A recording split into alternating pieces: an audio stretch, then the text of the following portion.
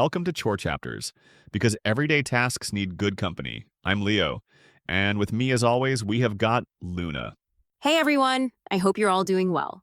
Today we've got a thrilling and interesting story lined up, so grab your headphones and let's dive straight into the story.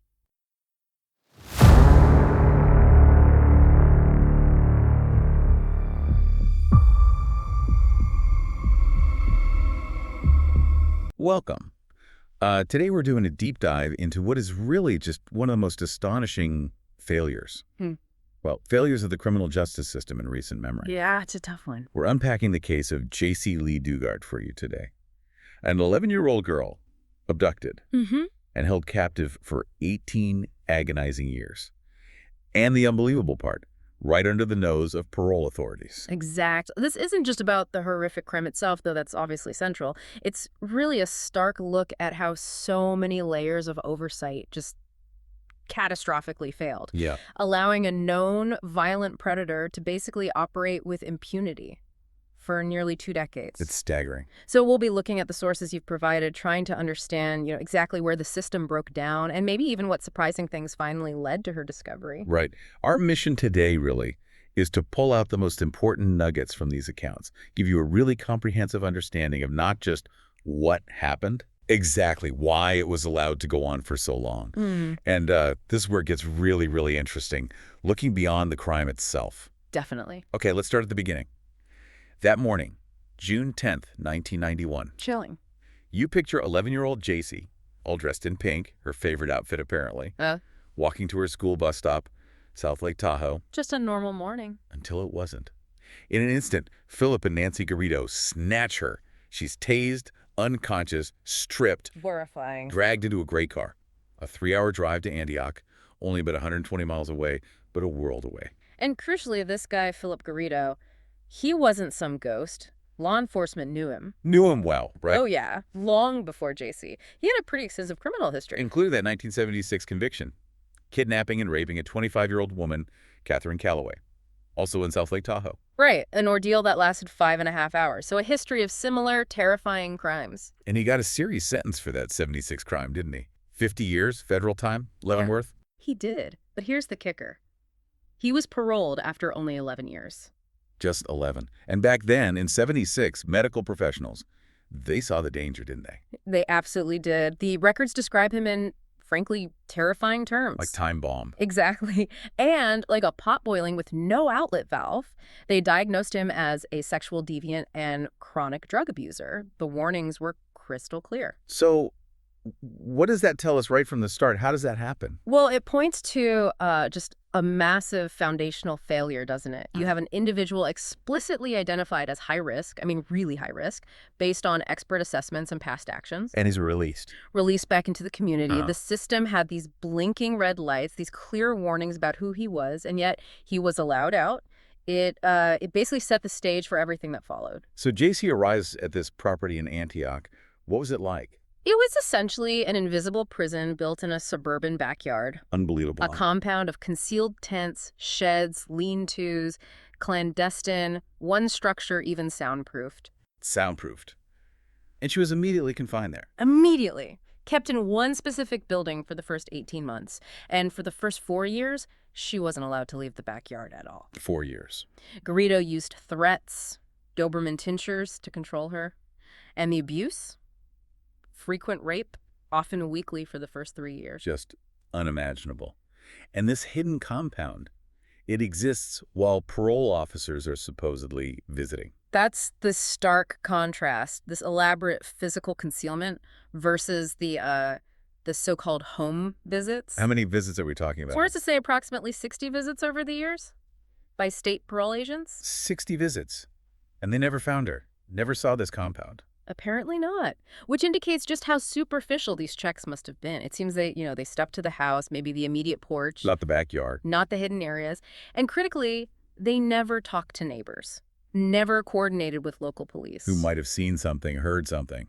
Exactly. Neighbors, local cops, they often have crucial ground-level information. It's fascinating and horrifying how these checks just became a formality. box ticking, Yeah. completely missing this elaborate setup. The oversight itself became a kind of shield for him. So these weren't just like one or two bad officers. Yeah. It sounds more systemic. It really points that way, a systemic flaw in how parole supervision was being practiced, at least in this case. This illusion of oversight created by these gaps. It just let him operate. And things got even worse, if that's possible, between 93 and 99. Yes, the complexity deepens. In 1994, Jaycee gives birth. She's only 14 years old, 14. her first daughter. Then at 17, her second daughter. Both fathered by Garrido. Yes. And raised in this bizarre, distorted reality where the Garridos were mom and dad and Jaycee, she was forced to be Alyssa, their older sister. God, and during this whole period, Garrido's just racking up parole violations. Absolutely. Yeah. Rampant ignored violations, drug use, contact with past victims, things that should have sent him straight back to prison. So why wasn't he? What happened? Well, this is where you see that cascade of failures really accelerate. Each ignored violation wasn't just an oversight. It was a critical, missed opportunity. A chance to stop this. Lost. It's like the electronic monitoring. I read something about that. Right. In 1998, he was actually wearing a GPS ankle bracelet. It recorded his movements, but his parole officer dismissed actually using the data as too much of a hassle. Too much of a hassle. Can you believe it? A shocking lack of diligence. And then, March 1999, he gets an early discharge from federal parole. Based on what? Based on a positive assessment, which was, well, demonstrably false given everything we know he was doing. A severe, severe error. And then California took over supervision. Yes, in June 99. But they failed to get the critical information from the federal records. There was a breakdown in information transfer. So it's like a perfect storm. Individual negligence Definitely. combined with bad protocols, information gaps. Precisely. It shows how these things compound. And Garrido, described as a master manipulator, he knew how to play the system, how to fool people, even mental health professionals, apparently. But was the system just inherently easy to fool? Or did they just not try hard enough? The inquiries later suggested it was less about his genius and more about the system's vulnerabilities and, frankly, a lack of rigor in applying the rules that did exist. Okay, let's fast forward. The next decade, 2000 to 2009, leading up to her discovery. Does the pattern continue? Sadly, yes. The California system essentially continued the same pattern of failures. Later investigations found agents failed to properly supervise, failed to use GPS information effectively, and even failed to properly train agents on how to conduct home visits. So the core problems weren't fixed. Not adequately, it seems, and there were more near misses, critical ones. Like what? Well, one instance in 2006 is particularly troubling. Police were actually called to Garrido's house. Why? A neighbor reported children living in tents in the backyard, a direct alert about the situation. And what did the police do? They went, they spoke to Garrido, but they failed to do a thorough check of the backyard compound. They missed it. Again. Unbelievable.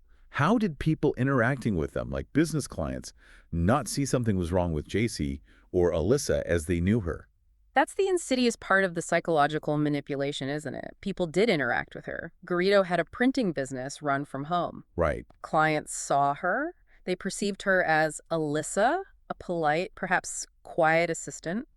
The abnormal had somehow become normalized in that little world he created. And maybe people just didn't want to see it or didn't connect the dots. Perhaps a lack of critical thinking, or maybe just accepting the surface story Garrido presented. It shows how easily people can miss things if they aren't looking closely, or if something seems just slightly off but not outright criminal in their eyes. So after all these systemic failures, years of missed chances, how was she finally found? Wasn't the parole system fixing itself, was it? No, not at all. The breakthrough came quite unexpectedly, really, August 2009. It boiled down to individual observation and instinct. What happened? Garrido went to the University of California, Berkeley campus. He was trying to get permission for some religious event, but also apparently trying to market some bizarre invention. A black box he claimed could solve schizophrenia. Okay, that sounds odd. Extremely odd. And his behavior drew attention. A special events manager there, Lisa Campbell, noticed him. She thought he was clearly unstable. And Jaycee and her daughters were with him. Yes, the two girls were with him. Campbell noted they were very quiet, subdued, almost non-responsive. Robotic was the word she used. And someone else noticed, too? Yeah, another UC Berkeley police officer, Allie Jacobs. She also observed their drab appearance and thought they seemed like robots, just off. So it wasn't a specific piece of evidence, but just a gut feeling from these two women. Exactly. Their intuition that something was deeply wrong here. It wasn't fitting a known crime pattern necessarily, but it screamed danger or weirdness. What do they do? Campus police were alerted, and they contacted Garrido's parole officer, Edward Santos Jr. Okay, so the system did get involved eventually. Yes, prompted by these outside observations, Santos ordered Garrido to bring the girls who Garrido was still calling his daughters, with Jaycee as Alyssa, to the parole office the next day. And did Jaycee immediately say who she was? No, that's the heartbreaking part, showing the depth of the conditioning. Initially, she stepped to the Alyssa alias. She even apparently told Santos that Garrido had changed, that he'd turned his life around. Wow. But Santos was persistent. He kept questioning Garrido. Apparently, his supervisors were even questioning him about the time he was spending on it. But he pushed. He pushed. And finally, Garrido cracked. He admitted he'd kidnapped and raped Alyssa. And it was only then, at that point, that she finally identified herself. My name is Jaycee Dugard. After 18 years. Just incredible. Incredible. And it wasn't a systemic success, was it? It was individual instinct, persistence, people trusting their gut when the procedures had failed for so long. Finding her must have brought immense relief, obviously, but the aftermath couldn't have been simple. Far from it. Jaycee faced profound trauma. We see reports of initial feelings of guilt, continuing to use the alias Alyssa for a time. It's complex. There were diary entries mentioned too. Yes, entries from as late as 2004 surfaced. They showed her deep emotional distress, her confusion, but also these strange moments of connection almost. Like what? Like describing getting a kitten from the Garridos and writing something like, they did something for me that no one else would do for me. It speaks to the complexity of that long-term captivity. People immediately jumped to Stockholm Syndrome. That was the initial speculation, yeah. But psychologists later offered what seems like a more nuanced perspective, learned helplessness. What's the difference? Well, learned helplessness reframes your actions not as necessarily an emotional bond, but as a rational survival strategy, adapting to an inescapable, terrifying situation where compliance was the only way to survive. That makes sense. And Jaycee's own words support this. She said, "I adapted to survive my circumstance." Understanding this difference is really vital, for how we support victims, how the justice system views these cases. It fosters more empathy. And legally, what happened to the Garridos? They both pleaded guilty in 2011. Philip Garrido to kidnapping and multiple counts of sexual assault, Nancy to kidnapping and rape. This spared Jaycee from having to testify. Thank goodness for that. And the sentences. Philip got 431 years to life. Nancy got 36 years to life. And Jaycee herself. Did she receive any compensation for the state's failures? She did. California awarded her a $20 million settlement for the negligence of its parole system. But nothing from the federal government, even though they paroled him early. No, a lawsuit against the federal government was dismissed. Legal immunity issues, apparently. So after all this came out, there must have been official investigations, right? What did they find? Oh, absolutely. Both federal and state authorities conducted inquiries. The California Office of the Inspector General, the OIG, their report was pretty damning. What did it say? It confirmed numerous parole violations went unaddressed. It talked about a culture of compliance over genuine due diligence, basically checking boxes instead of actually supervising effectively. Specific failures. Yeah, they pinpointed things like substandard supervision, inadequate monitoring, failures in information transfer between agencies, like we discussed, and ineffective GPS utilization. Even when they had the technology, they didn't use it properly. So experts looking back, how do they describe it overall? Consistently as a profound and multifaceted systemic failure. Prosecutors, criminologists, everyone agreed. One prosecutor put it very bluntly. Law enforcement failed to see Philip Garrido for what and who he truly is: evil. Did anything change because of this? Were there reforms?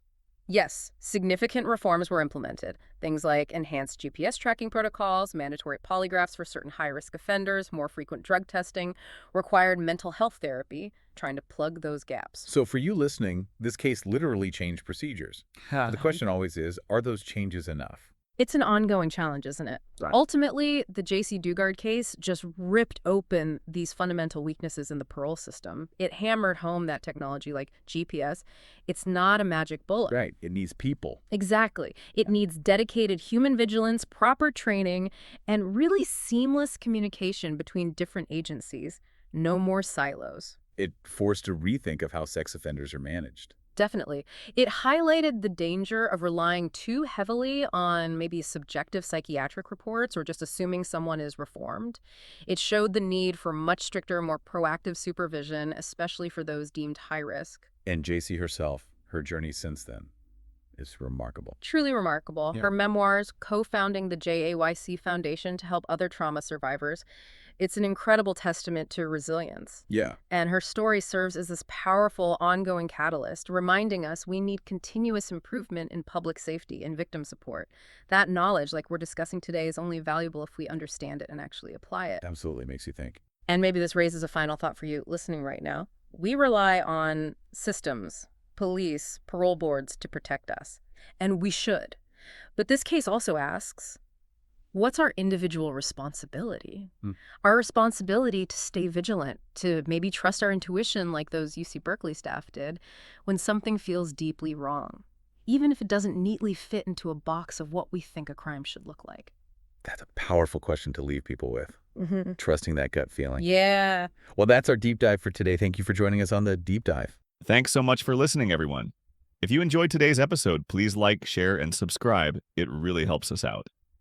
Until next time, take care and keep your chores company.